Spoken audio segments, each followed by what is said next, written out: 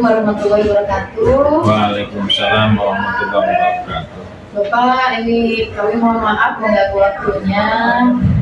Kami dalam proses pendidikan guru penggerak ada salah satu tugas yaitu melakukan wawancara kepada pimpinan atau kepala sekolah terkait dengan pengambilan keputusan yaitu dilema etika dan rujukan moral.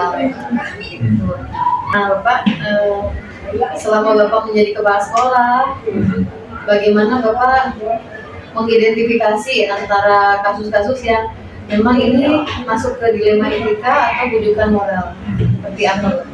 Ya, terkait dengan identifikasi atau sebelum ke sana, ini dilema etika itu kan menentukan satu pilihan di antara dua pilihan yang benar, gitu kan? Kalau tadi rujukan moral memilih antara dua yang salah dengan yang benar, ya, kalau itu kan jelas itu. Kalau yang benar dengan yang benar yang paling sulit. Nah, terlebih dahulu kan itu semua identifikasi yang tentunya permasalahan itu ya. Nah, permasalahan tersebut identifikasi tentu tidak hanya oleh sendiri. Nah, oleh sendiri tentu akan kewalahan karena berbagai macam permasalahan di lembaga itu banyak.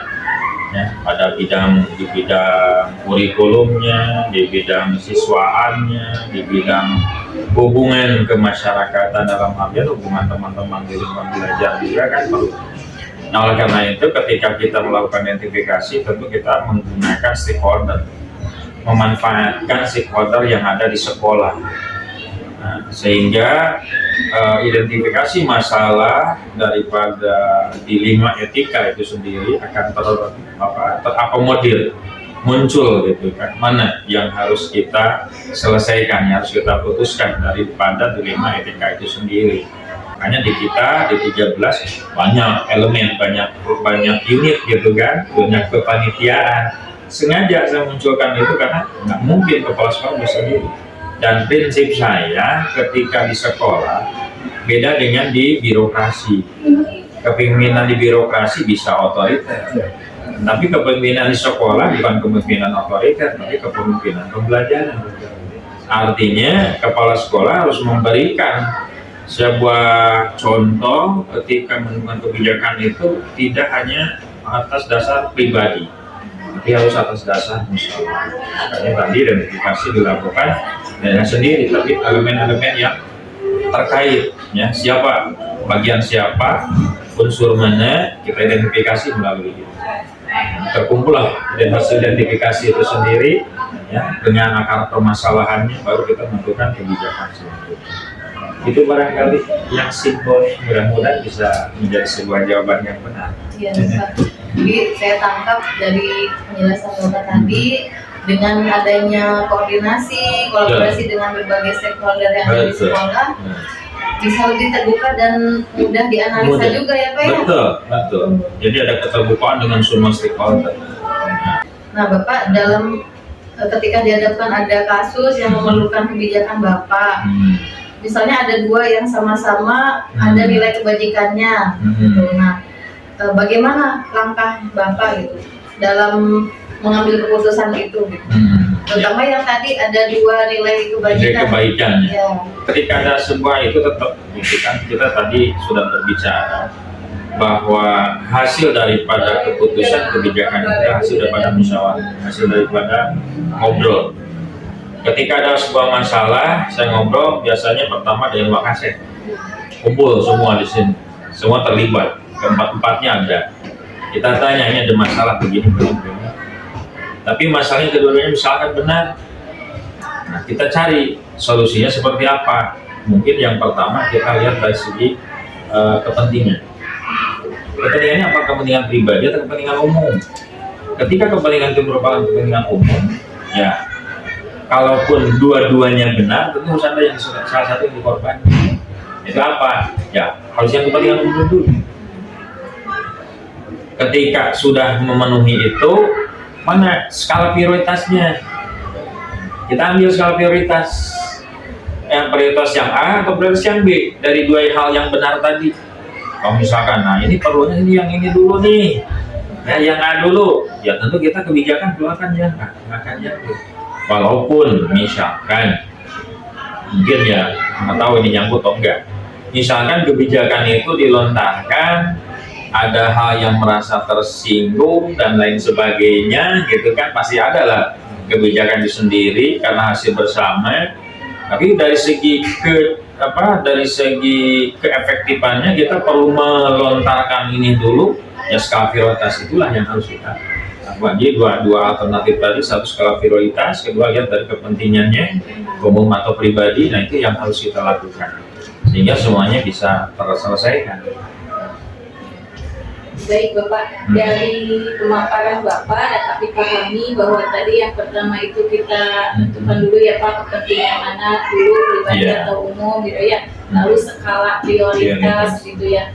Nah Bapak, apakah ada langkah-langkah atau prosedur khusus selain itu yang pernah Bapak gunakan dalam menangani kasus ini selain?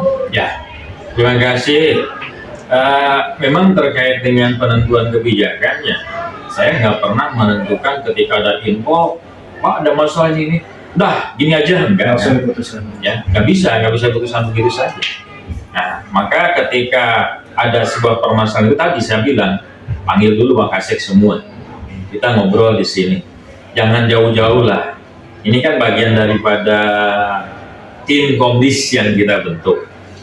Kan dari awal tim komdis sudah mengidentifikasi permasalahan anak dari segi karakter, gitu kan, permasalahan dari segi pengetahuan, kita sudah mengidentifikasi siapa tim kan, tim dulu.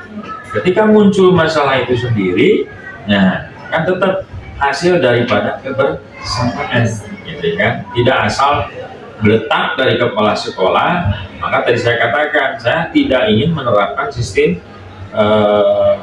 sistem pembelajaran kepada teman-teman kita ini dengan kepemimpinan yang otoriter, tapi kepemimpinan pembelajaran yang diterapkan. Ketika kita punya masalah, kita tetap ada perkumpulan dulu, siapa yang tersangkut gitu ya, bagian mana ini, apakah bagian guru, apakah bagian Wakase, apakah bagian TU, tergantung permasalahannya akan kita putuskan, kita ambil bersama dulu. Jadi mengutamakan sistem kebersamaan. Betul, ya. Komunikasi. Dari semua yang sudah Bapak paparkan barusan, apakah ada hal yang paling Bapak anggap efektif dan apa itu ketika Bapak memutuskan sebuah kasus yang berkaitan dengan dilema etika? Ya, memang langkah yang paling efektif itu adalah hasil dari rembukan tadi. Hasil dari rembukan. Ketika kita sudah memutuskan, misalnya nih ada dilema nih, ya teman-teman. Dilemanya A begini, B begini, dua-duanya baik, tapi berdasarkan aturan ada sedikit pelanggaran kedua-duanya. Kita mau pakai yang mana? Kita ambil kebijakan suara banyak, kemana arahnya, itu kan lebih efektif. Baik, Pak, selanjutnya dalam pengambilan keputusan pada kasus dilema etika, apakah Bapak pernah mengalami tantangan gitu dalam menangani kasus dilema etika? Jelas ya. Jelas tantangan banyak sebetulnya ya kalau terkait dengan dilema etika. Satu tadi diantaranya adalah namanya juga manusia ya. Manusia itu tidak lepas daripada salah dan lupa. Terkait dengan hati juga ya, kita tetap ada nurani.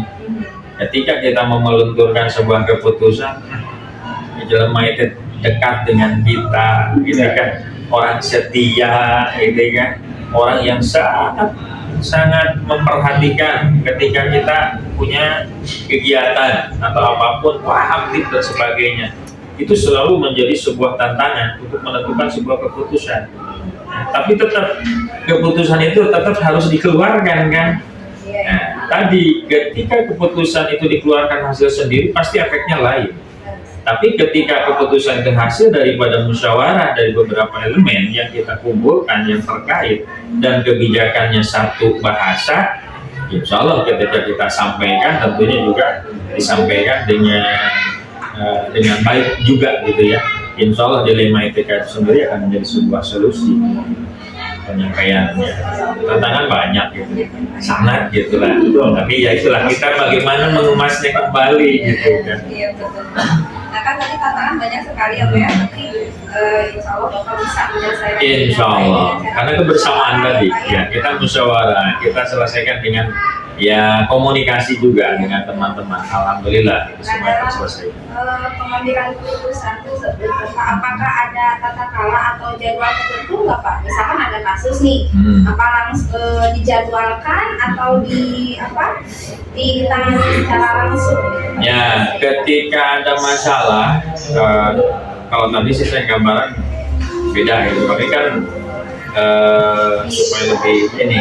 Ketika ada masalah kita kan biasanya mencari tadi identifikasi masalah dulu. Nah, kita identifikasi masalah, akar permasalahannya di mana, terus solusinya nanti seperti apa. Nah, yang dilibatkan siapa? Kita selesaikan bersama. Dengan waktu ya tentu tidak terburu-buru. Ya tadi dengan tim yang kita sudah kumpul, sok identifikasi dulu masalahnya. Yang benar itu apa? Yang benar itu bagaimana? Setelah itu cari akar permasalahannya. Oh akarnya di sini Pak. Yuk solusinya gimana? Tindakannya gimana? Pak ulang kiwe, gitu kan? Yuk kita seperti ini Pak, selesaikannya. Hasil daripada semua itu Insya Allah akan terjadi dengan baik. Jadi biar nggak dalam waktu ketika ada masalah langsung break selesai hari itu. Tetap ada cari dulu akar permasalahannya dengan penjadwalan yang tentu tidak dilalai-lalai juga ya, ada batasan gitu, batasan waktu. Kalau memang permasalahan segera selesai ya tidak dengan 1 jam tentunya, mungkin 1 hari 2 hari gitu kan, harus segera selesai. Kalau misalkan masalah ya ini cukup waktulah untuk 2 atau 3 hari, dalam seminggu kita jadwalkan. Contoh lah misalkan di BP sendiri kan sudah punya identifikasi permasalahannya, ya kan itu udah dijadwal. Ketika permasalahannya muncul bisa diselesaikan sendiri, diselesaikan. Ketika tidak diselesaikan, nah ini perlu kebijakan pimpinan baru komunikasi gitu kan. Artinya itu tidak tergesa-gesa, tetap ada penjadwalan supaya nanti hasilnya bagus.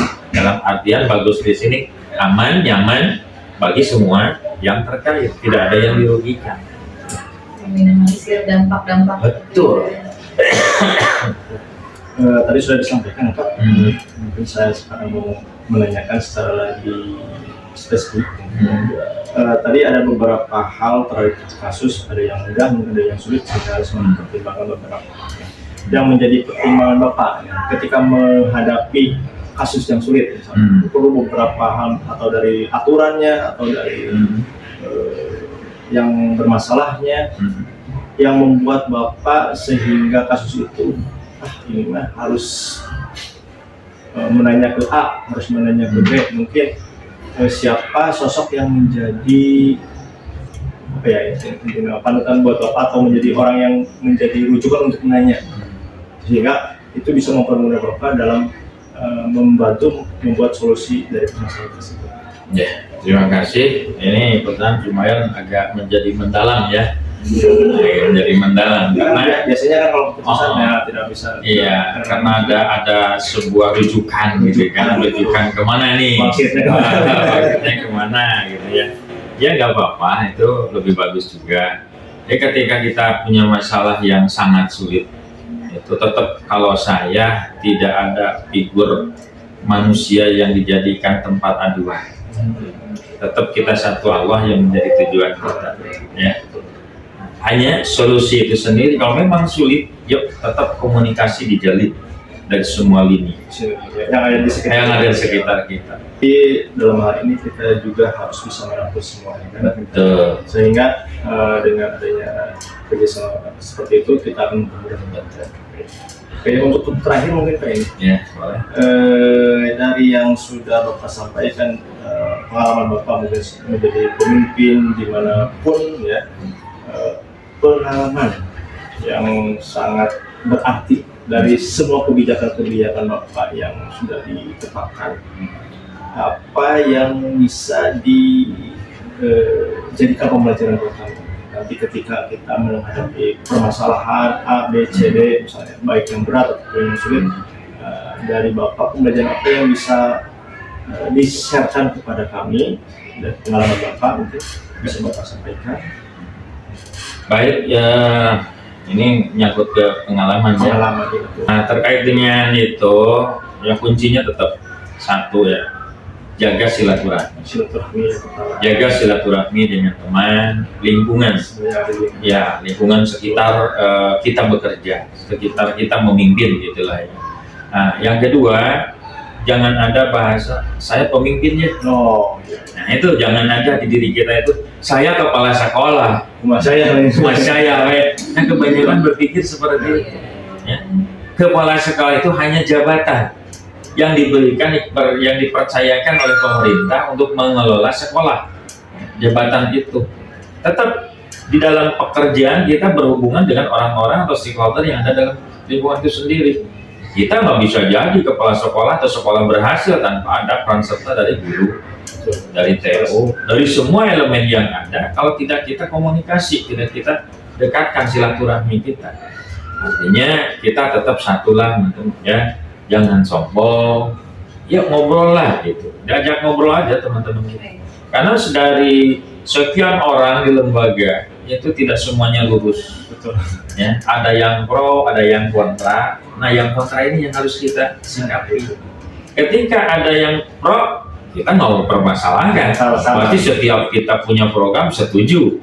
Tapi ketika yang ada yang kontra, ini yang akan menjadi pengamat. Walaupun satu, ini harus kita perhatikan. Jangan kan 1000 satu aja jadi penyakit gitu kan. Makanya konsep saya nggak demikian. Saya tarik bukan. Saya berikan beban. Padahal juga nggak bebanan gitu. Tapi itu karena sudah menjadi sebuah kewajiban dan delegasi tugas itu sesuai dengan tupoksi kita bagi. Ini bagian kurikulum, bagian kurikulum bagian Anda. Ini bagian humas, ini bagian Anda. Ini bagian sarana, ini bagian Anda. Ini kesiswaan, ini bagian Anda. Itu tupoksi itu yang akan membuka mereka. Ya. Nah, kita bina ya demikian. Ya istilahnya, oh saya kepala sekolah. Dia mau humas saya gitu kan, nah, tidak seperti itu. Tetap semua adalah rekan kerja. Itu baik Pak, pengalaman Bapak sangat luar biasa, kemudian bisa sharing juga dengan kami apa yang harus dilakukan ketika nanti misalnya kami diberikan beban untuk memutuskan. Ya. Sangat baik sekali ya. Oke Bapak, mungkin kita cukup dulu. Kapan pipisan pengen Bapak ilmunya dari Bapak, berharga sekali buat kami melangkah ke depan. Amin. Mudah-mudahan. Yang bisa kami sampaikan ucapan terima kasih atas luangan waktunya. Saya doakan nanti bisa berkomunikasi lah di luar musyawarah ini atau di luar wawancara ini juga kita bisa sharing pengalaman juga sama. Semangat dulu ya. Semangat dulu ya. Waalaikumsalam warahmatullahi wabarakatuh.